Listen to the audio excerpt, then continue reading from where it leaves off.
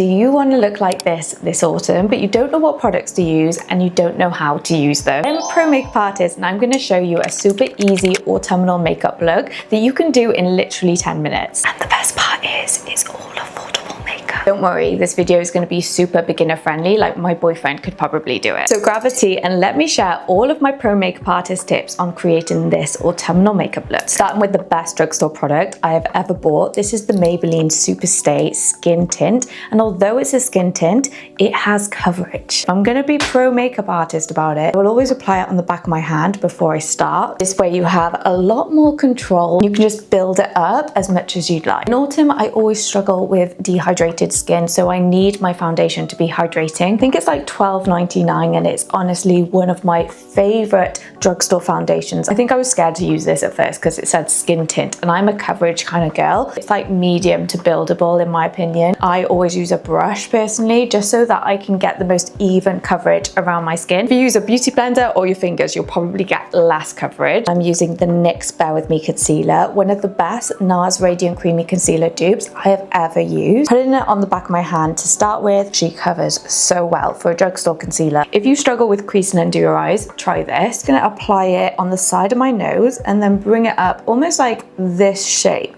like a triangle. Once it's dried down just a little bit, I then am going to take it towards my under eye. You're using a concealer to almost brighten your face and under eye, but also cover the dark circles. If you've got any hidden gems in the concealer department in drugstore, please let me know because I would love to do like a trial of lots of different drugstore concealers. On the inspo, I really loved that she had like almost like freckles and like a natural looking skin. I'm going to give you some tips on how to create that but still being covered. I'm actually going to do my blusher first rather than my bronzer first, just so that I can get a bit more of a flusher color to the cheeks before I do the contour. This is Max Factor, the hyaluronic acid infused cream blush. It's a satin matte finish and this color is Delicate Pink number 5. It's like right in between that like burnt pink with a bronzy color. Bring it a bit more forward than I usually do. As it's blending into my foundation, you can see it's muting down just a little bit more. If you end up like blush like this, like where it's almost like pigmented and a bit patchy, just go in with your foundation brush and just blend out the edges and diffuse it back a little bit. Just pushes the blush into your skin and it just makes everything look a little bit more natural. And the difference is absolutely mad. Whatever's left on the brush, I'm just going to put over my nose area, drag it into my eyes as well. Actually, the more color you put into the skin, the more natural it'll look overall. I've got this Rimmel Multitasker 3-in-1 bronzing stick. I've got the Shape Lifter Morphe. It's like a micro contour stick. I've been really enjoying that. But I actually think I'm going to go back to this Rimmel one. Take some of the product on my brush, put it in the areas I want to bronze up on my face. You can see she is a lot more bronzier than I am. I feel like a tan everywhere else, like on my shoulders and stuff, just not on my face. To be honest, I'm kind of glad of it. Like, who wants to have wrinkles on their face anyway? I'm going to pull the color through my eyes as well because we all want everything to look matching and cohesive. And anyone tried peppermint and licorice tea before? Oh my god, it's so nice. It's like peppermint but extra sweet because of the licorice. You know that like freckly vibe she's got going on? Well, there is a little hack to that to make it look really natural. I'm going to use a brow pencil to just apply some freckles. The thing you need to know about applying freckles is that nothing is symmetrical on your face. So don't go like one here, one here, one here, one here. You want to do like clusters because they just don't disperse like that on your face. It's the one thing I learned in special effects training when I was training to be a makeup artist. Just going to do like a couple of clusters here. Do naturally get freckles on my nose. You know your body better than anyone, so if you know that you hit the sun in a certain place, you can do a couple of clusters there. I am debating whether she's got like a freckles filter on, you know, because I don't trust these Pinterest photos anymore. What do you think? Do you think she's got a freckles filter on? The best thing to do after you apply the freckles is to apply loose powder.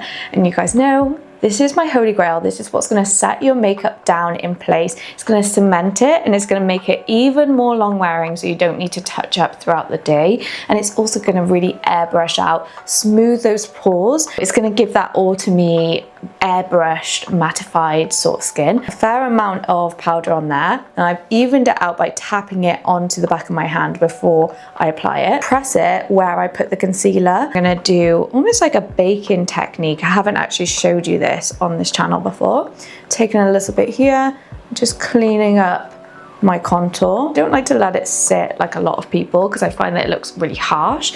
So just wipe it off with the powder puff. Anywhere else I've got unwanted shine, so I can see my forehead here is screaming at me. It's literally like a light bulb. Whilst I'm here also, I'm gonna go over my eyes. I promise you in about an hour's time, your oils will start coming out and you'll start getting that glow back. So I always go a little bit more over than I do under. This is with the powder, this is without the powder. Like, see, there's so much glow going on here. Now we're gonna move on to eyes whilst we're waiting for all of that to set. I have got some tricks up my sleeve on how to create this gorgeous, reddy, burnt, almost like burnt red, smoky eye. If you know me, you know that I love a hack. I love to make things easy. I'm gonna use a Rimmel lip liner for this. This is in the color Bitten Red. The color she used is more of like a rustic orange red, and I'm going for more of like a berry red, but that's because I've got blue eyes and I know this is gonna make them pop. I know some people might be like, can you use that on your eyes?